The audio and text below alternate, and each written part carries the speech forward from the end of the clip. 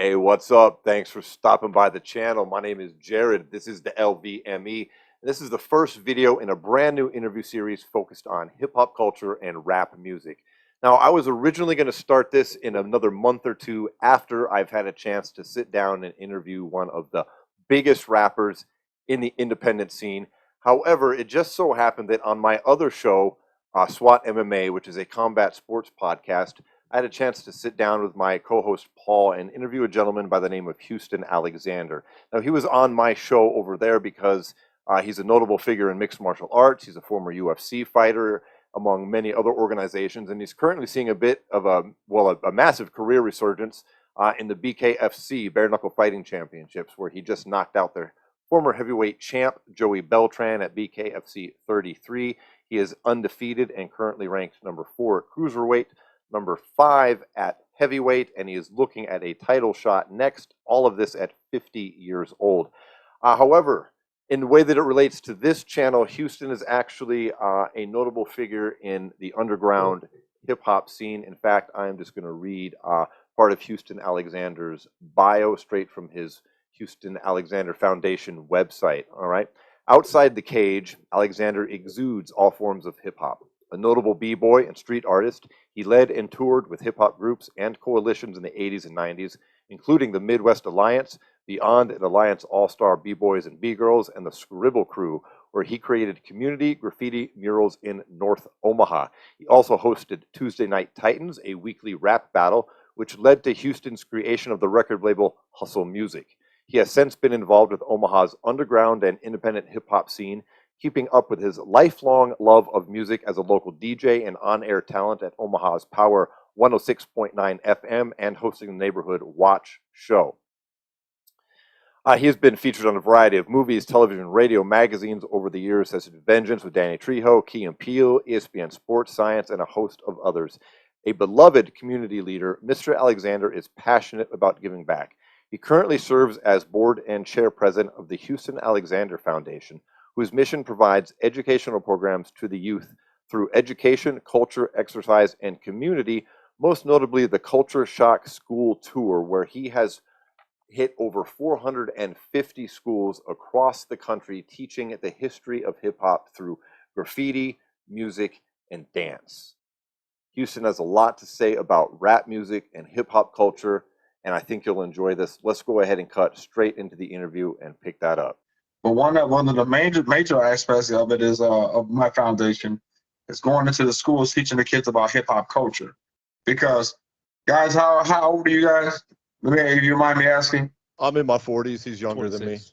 Than me. Okay, but do you fellas know anything about the hip hop culture at all? I'm an old school hip hop head. I've been listening to rap since I was 3. My first cassette tape was the Fat Boys. Who is your favorite MC? My favorite MC back in the day. I mean, it's easy to point to things like Tupac and Biggie, like everybody else does. But I'm talking about, if you've been listening to 3, I like give me a name that you don't hear on the mainstream at all. Big Daddy Kane, Eric B. and Rakim, EPMD. Yes, sir. So yeah, those are classic guys who laid the foundation to what we do. And what's funny is there's a guy that I know who grew up in the culture here in Omaha. He's the manager for a founding father of hip hop, Grandmaster Flash. Okay, yeah, one of the big. This guy manages in Omaha, Nebraska, of all places. This guy manages Grandmaster Flash and the Furious Five. Well, of the Furious Five, and hip hop turns 50 this year. So man, so that's crazy, man. That we're talking about that. Well, we've been going to the schools since early 2000, teaching the kids about hip hop culture because they get so much negative imagery from television and radio. So I'm just proud to be that person to go into schools and teach the kids about music, dance, and art. That's what our foundation does. And man, we got a lot of schools coming up here in the next month or two. I think that's really amazing because, unfortunately, like, as you know, hip hop started as being an alternative for youth violence and aggression, in the Bronx.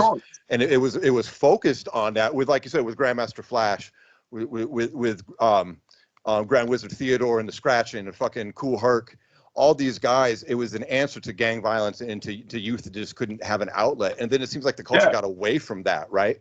And it turned into almost like it's promoting violence, which is sad. And I don't see enough of what you're doing. And I didn't even know you did that till I started researching this interview, and it made me really excited to learn more about it and seeing Oh, someone man. bring that to the youth, like it used to be. You know what I mean? Where there was a Now, message. do There was you lyricism. gentlemen have do you have children? I do. I have a daughter I've raised by myself. Yeah. I do. Now, so you have a daughter. Can you imagine having your daughter in the back seat, and she's hearing a song about wet ass pussy? No, sir. Come on, man. That's I feel you. that's on the radio. That's on the radio. So just imagine our kids not knowing about what the culture is about that we love. And that's our job. We got to teach them about the culture and why you listen to rap music, why there's graffiti art, why there's dancing. Because some of the most incredible athletes of all, to me, are b-boys, breakdancers, b-boys and b-girls, especially when they're going to have it in the Olympics coming up. So that's when hip hop has made a turn, when you got b-boys and b-girls in the Olympics coming up. So that's crazy, man. So I missed that news. That's amazing. yeah, man. We have b-boying, which all the mainstream people will know it's breakdancing, in the 2024 Olympics. Man, That's awesome. that's great. amazing. That's quite a journey from what we were talking about a second That's ago. crazy, huh? Especially Yeah. a guy, a hip hop head who's followed hip hop all his life. No, absolutely. I mean, I was just talking about, those three guys. You mentioned Grandmaster Flash. You got Cool Herc. He's the one that, was putting those breaks in so the B-boys would start dancing. And now you fast forward to now it's in the Olympics. All those incredible. people, all those people that has anything to do with the culture, I've met them, and they were surprised that a kid from Omaha, Nebraska, would know more about the culture than somebody in the Bronx, New York. Wow. Because we in the Midwest, we had to study the art form. It came natural to those people on the East Coast or the West Coast. But in the Midwest, we got so much of the music, so much of the dance, and so much of the art, we had to study it. So by the time it went out to the West Coast or the East Coast, we had to know more about it than the other people. So, man, that's awesome. What an amazing thing that you're doing. Just a few off the cuff questions related to that type of thing. Do you have like a favorite hip hop artist you're listening to right now?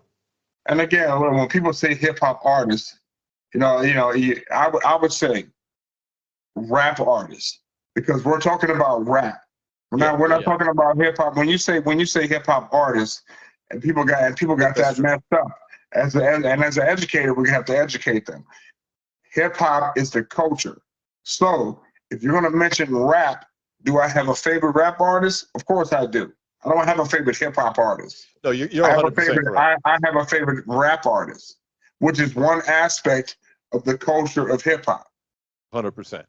Yeah, tying to graffiti, b-boys, etc. Yeah. So 100%. So if you ask me, do you have a favorite rap artist? I do have a favorite rap artist, and that would be probably the architect of the whole culture, and that would probably be Rakim. Yeah. Rakim is one of the greatest. Without Rakim, there would be no formatting of sentences, or formatting of words, or using your voice as an instrumental, as an instrument. Rakim is the guy that first did that. Would that be your favorite hip hop era? Those early years, No, late 70s, early 80s? to be honest, the culture of hip hop, all eras are my best era, are the best eras. Because right now, just think about it now. We have the technology to not bring a whole bunch of records, not to bring thousands of records to the jam. You can just go, you can get a whole bunch of MP3s on a terabyte, and versus bringing a whole bunch of damn records. So the era, I like all eras of music, as long as the music makes sense.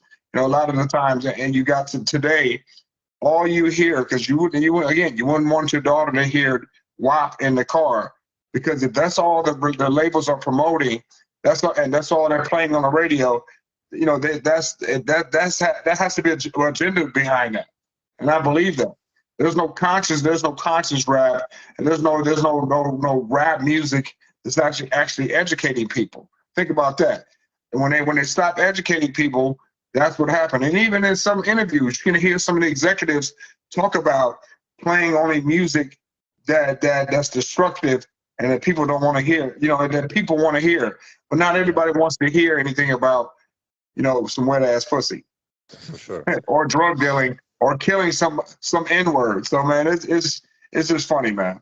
Yeah, mainstream rap's a bit of a disappointment these days, for sure. I'm much more focused myself on independent scene. I think it's the only place where you're getting anybody that's trying to put a message out. Even the independent guys think they have to just rap a certain way for you to get, you know, to clicks or for you to get the label to look at you. So again, you got Kendrick Lamar's and J. Cole's and those guys like that. And if you gotta be real, if I gotta be real with it, one of my favorite MCs right now, you know, dead, is in Nipsey Hussle.